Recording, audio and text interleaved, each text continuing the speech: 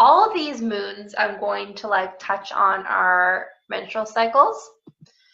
And so just as kind of a reminder that like we are cyclic expansive beings, okay? Like we're not meant to follow that like patriarchal 9 to 5, you do this, you eat at this time, you work at this time. Our bodies aren't meant for that.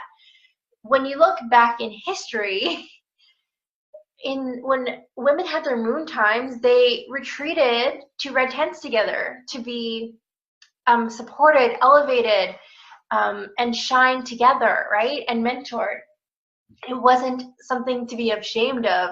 It was, we're retreating because this is our time to, as a reminder, to come back to our divine feminine, and a time to like come back to home, like being home in your body, right? And so I'm going to attach each moon call on these cycles so that we hit everyone's cycle just as like a really good reminder. So this would be the white moon, right? The new moon. So if your cycle follows around the new moon, obviously you bleed during the new moon, and this is when you're most fertile at the full moon. So this cycle, so there's white cycle, red cycle, is linked to fertility and motherhood. You will likely feel a surge of intuition, and this is your time to just like follow it unapologetically. This is your cycle, okay?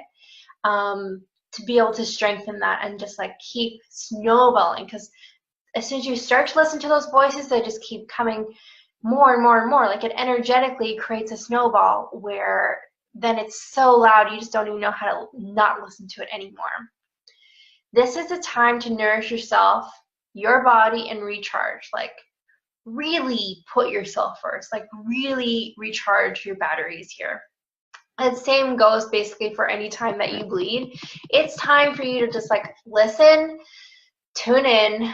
Okay, I need more sleep, or I need more avocados. I crave avocados a lot, so I'll just use that as a silly example. But regardless of your cycle, I think that's really, really important to empower women to not be like, oh, frick, my period again. Instead, like, this, you are a creative being, right? And the universe is reminding you of it. And so just being like really grateful that it's here, celebrating that it's here. That means you have divine goddess energy, right? Of course, yes, you have it anyway. But this is your reminder, like, hey, I'm here. You can create magic, and you can manifest the shit out of your life. And I know there are women in this group who have had their lady parts removed, so I want to touch on that as well. It doesn't matter if you have had them removed. The energy cycle is the same. Like I said, your womb energy center, your sacral chakra is still there. It's the same. You will notice how your energy shifts with the moon, and this is likely your time to retreat. Okay? When you're feeling like, oh, I just don't feel great, I don't know. The energy is still there, right? For you to cycle through.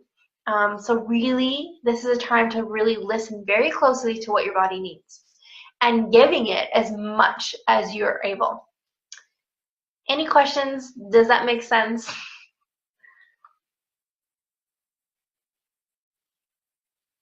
Nobody wants to talk to me today. That makes sense to me. Thank you, April. Do you have any questions? I don't think so, not yet. Okay. Just kind of taking it all in. Okay. Yeah. You know, in history, we used to align ourselves with the moon, and that's really what this is all about.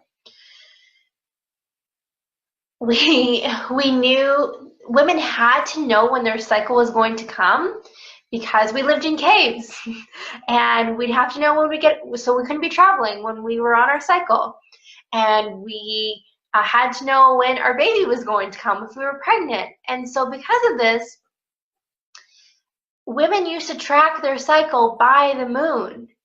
And now we've gotten so far away from it, right? Like, we have no idea really what cycle we're in anymore.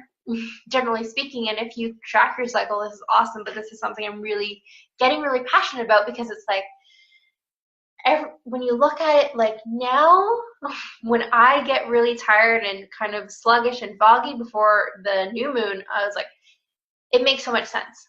And before, I used to be like, why do I feel this way? I used to be so analytical about my life and the last things I've done in the last couple days. You're like, why am I feeling this way? And trying to discern what was the point where I screwed up.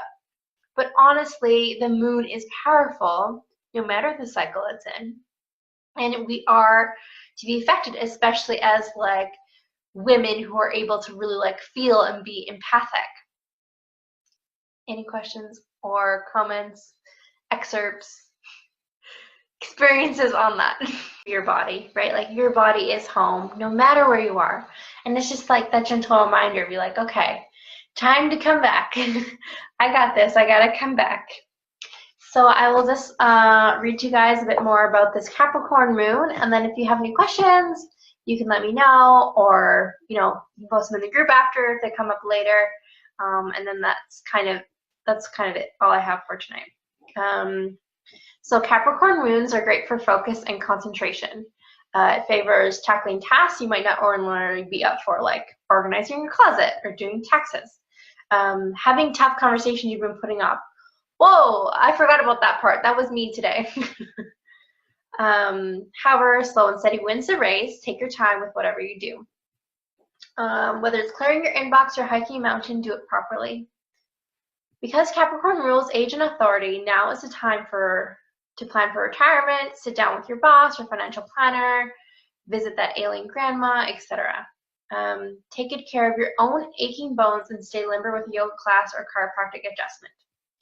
We all tend to feel a little creaky when the moon is in a Saturn sign, and massage helps work out the kinks.